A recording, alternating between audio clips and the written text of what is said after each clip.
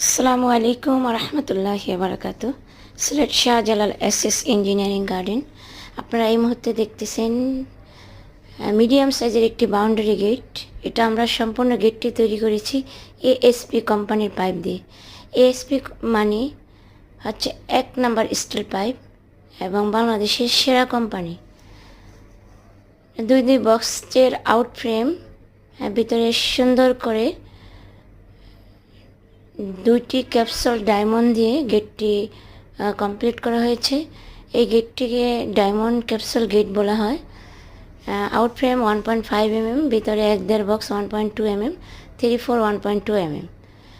এই গেটটির আংশিক প্রাইস পড়বে আপনার 70,000 টাকা। এই গেটটি লেনে আছে 7 ফুট, হাইটে আছে 8 ফুট।